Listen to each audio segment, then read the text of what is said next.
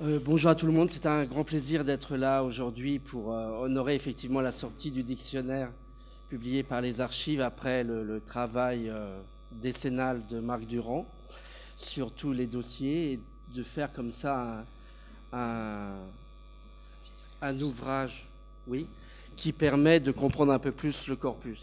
De la même façon que Silvio Bna disait, 310, ce n'est pas forcément le nombre des calotypistes qui ont exercé en France, mais ça donne une idée à peu près du nombre probable. Il va augmenter encore un peu, mais il n'ira certainement pas jusqu'à doubler, par exemple. Qu'il sait? Non, peut-être pas. On verra, on verra. Je voudrais commencer par une citation un tout petit peu légère. Si Marc Durand a beaucoup insisté pour que son dictionnaire, en tout cas le dictionnaire qu'il a participé à publier, dans son titre, honore non seulement la photographie fixe, mais également les images animées. Et c'était une raison, je pense, dans ses motivations les plus profondes pour un travail aussi ardu, était de pouvoir aussi célébrer les inventeurs de l'image animée et du cinéma. Et dans le cinéma, je pense que la plupart d'entre vous ont vu le film Ratatouille. Et si vous vous rappelez, la devise d'Augustin Gusteau était « Tout le monde peut cuisiner ». Et il rajoutait « Cela ne veut pas dire que tout le monde peut devenir un grand cuisinier, mais qu'un grand cuisinier peut venir de n'importe où ».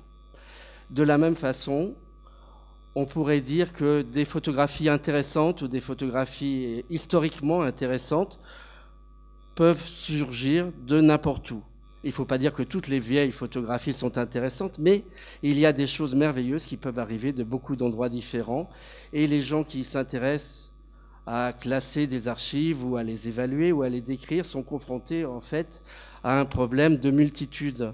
L'océan du corpus de la photographie, si on essaye de l'embrasser par l'esprit dans son ensemble, est aussi vaste que les étoiles dans le ciel ou que les gouttes d'eau dans la mer. Donc, des gens viennent nous voir, ou viennent me voir dans mon métier, on va dire, d'expert, pour faire des expertises, parce qu'ils ont trouvé ou parce qu'ils sont confrontés à des photographies qu'ils voudraient savoir si elles sont intéressantes. Ça peut être une famille qui a retrouvé une archive, ça peut être un collectionneur qui a un doute sur une chose qu'il envisage ou qu'il a acheté, ça peut être une institution qui reçoit un don.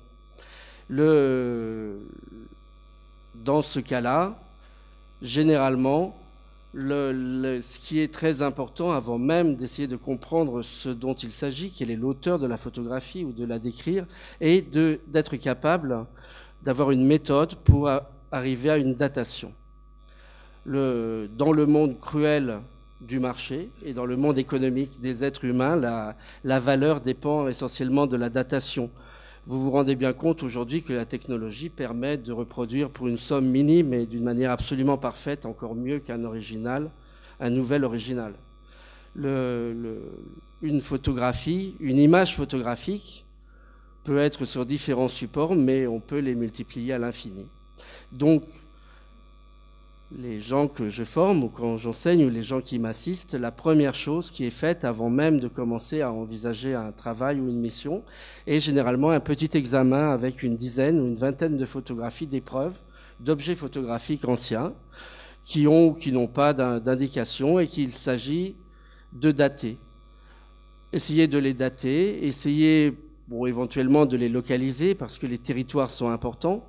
Si c'est le territoire de la France, par exemple, comme pour le dictionnaire calotypiste, ou si c'est l'Amérique du Sud, on peut définir des grandes zones territoriales. Mais ce qui est particulièrement intéressant avec la photographie, c'est que l'on peut définir des périodes historiques simples, que j'explique avant de faire passer le petit examen, et qui se divisent en fait en 9 périodes, et qui permettent de se repérer dans cet océan gigantesque de toutes les photographies anciennes. Alors, la définition de ces périodes était non seulement empirique, mais elle est basée aussi sur les travaux d'un historien que vous connaissez peut-être, qui s'appelle Eric Hobsbawm, qui a défini la notion du très grand 19e siècle et du très court 20e siècle. C'est intéressant parce que, par exemple, la période de 1900, le passage du 20e au 21e siècle, encore faudrait-il décider si 1900 appartient au 19e, au 20e, si on commence vraiment au 1er janvier 1901.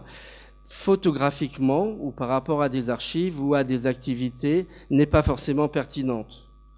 Et dans l'histoire de l'art, elle n'est pas non plus très pertinente. Et le musée d'Orsay, par exemple, sa revue s'appelle 48-14 et a préféré aussi se baser sur la date de 1914, qui est un vrai traumatisme, une vraie rupture.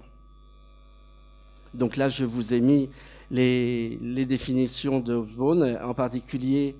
Ce qui est intéressant aussi, c'est qu'il sépare le grand 19e siècle en ère des révolutions, en ère du capital et en ère des empires, et que ce sont des périodes qui apparaissent pertinentes aussi pour la manipulation des épreuves anciennes. Donc, voilà ce que je propose en adaptant Hobsbawm à la photographie. En même temps, je vais. Donc, on pourrait, ces périodes, effectivement, je commence par mettre un bémol, ne s'appliquent pas d'une manière rigoureuse à tous les territoires de la même manière.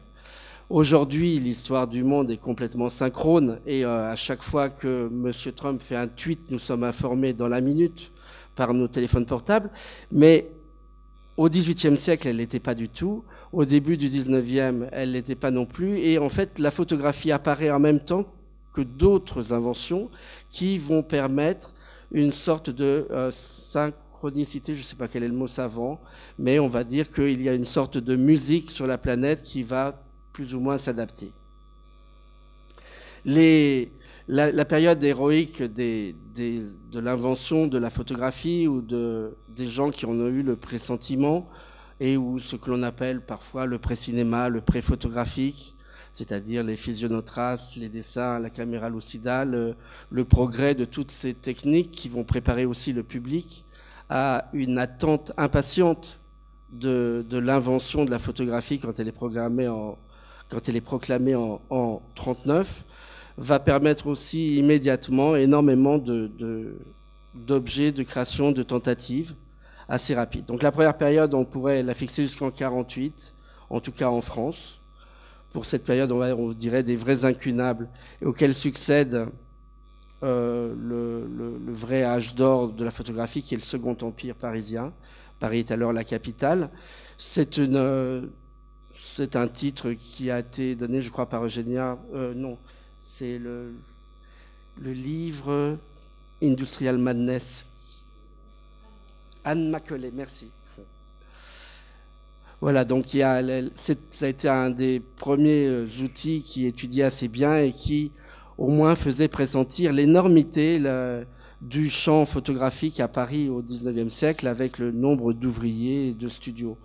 Et elle ne pouvait pas les lister, mais elle indiquait déjà qu'on pensait que 15 000 personnes travaillaient et vivaient indirectement ou directement de la photographie à Paris sous le Second Empire. Cet âge d'or est suivi d'une rupture.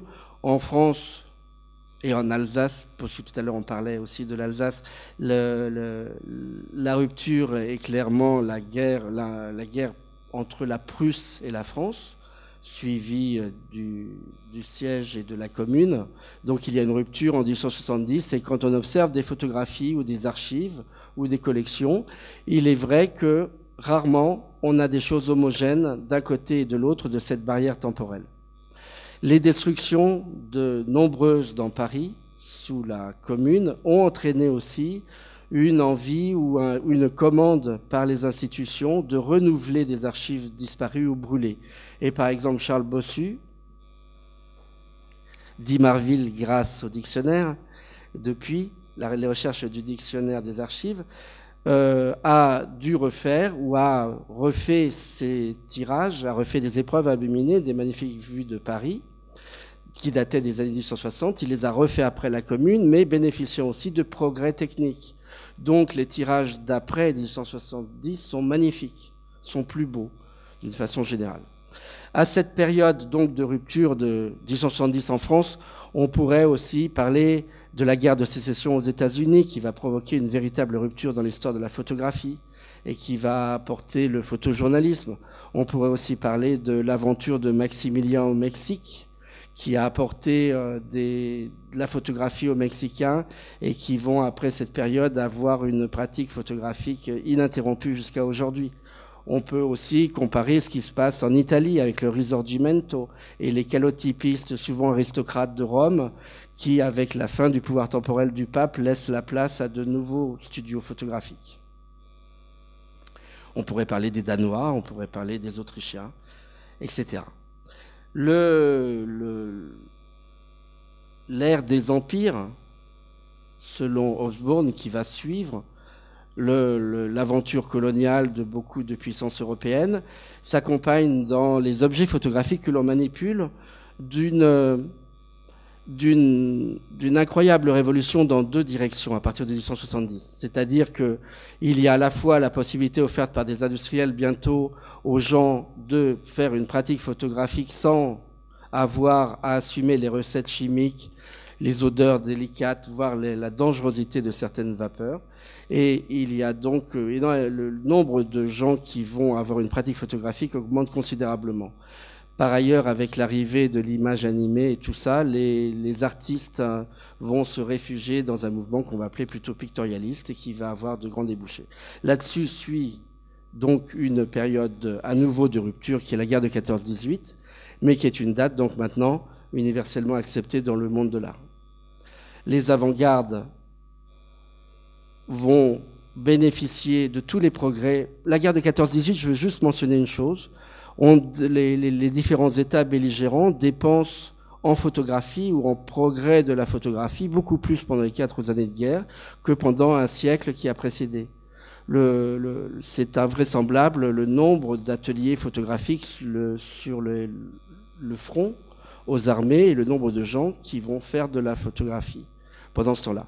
Ça va en même temps entraîner un peu la faillite des autochromes, puisqu'ils sont mobilisés pour travailler pour les militaires, les autochromes des Frères Lumière à Lyon, et puis aussi ça va entraîner la faillite de Méliès et des premiers pionniers du cinéma, puisque leurs spectateurs vont mourir. Et le cinéma qui renaît après n'aura plus rien à voir avec le précédent. Voilà. Donc, vous avez à nouveau donc la période des avant-gardes qui est très très précieuse pour les marchés et pour les collectionneurs, parce que c'est là où l'on va trouver les photographies de plus grande valeur. C'est là où on espère trouver les plus grands trésors, au niveau de différentes avant-gardes, qu'elles soient russes, tchèques, américaines ou parisiennes. La Seconde Guerre mondiale est bien sûr à nouveau une rupture, et puis il y a la merveilleuse époque des Trente Glorieuses ou de l'après-guerre ou de la reconstruction, ou Family of Man, où il va y avoir une pratique absolument générale de la photographie avec de nombreux photoclubs un peu partout. L'arrivée du numérique arrive, on peut le mettre en même temps que l'écroulement du communisme, un petit peu après le mur de Berlin, en 1991, et d'un point de vue du marché, tout ce qui se fait depuis 1991 est très difficile à traiter de la même manière ou avec la même rigueur ou avec les mêmes mots que ce qui a eu lieu avant.